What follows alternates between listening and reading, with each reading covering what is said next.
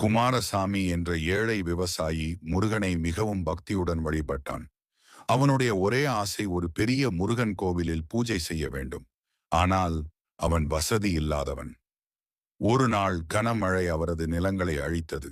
வீட்டில் கூட உணவில்லை. ஊரார் அவனை சிரித்தனர். முருகன் உன்னை காக்க மாட்டான். ஆனால் குமாரசாமி முருகனை விட்டு அகன்று விடவில்லை.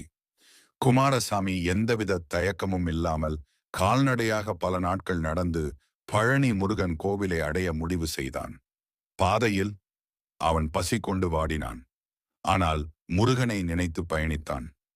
படிக்கட்டுகளில் விழுந்த குமாரசாமிக்கு திடீரென்று ஒரு முனிவர் வந்தார். முருகன் உன்னை காத்து கொள்வார் என்று கூறி அவர் உணவளித்தார். பின் ஒரு மறைவு கோவிலை நோக்கி வழிநடத்தினார்.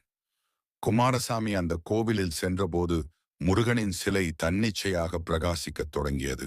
அவன் அதிர்ச்சியில் விழுந்து பக்தியுடன் மண்டியிட்டான். முருகன் அவனுக்கு தோன்றி, உன்னுடைய பக்தி உண்மையானது என்று ஆசீர்வதித்தார்.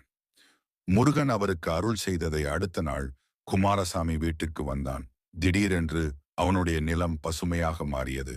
மகிழ்ச்சியால் அவன் அழுதான். ஊரார் வியந்து முருகன் பக்தனை ஒருபோதும் விட்டுவிட மாட்டான் என நம்பினர். பக்தனை முருகன் சோதிக்கலாம், ஆனால் உண்மையான பக்திக்கு அவன் கருணை நிச்சயம்.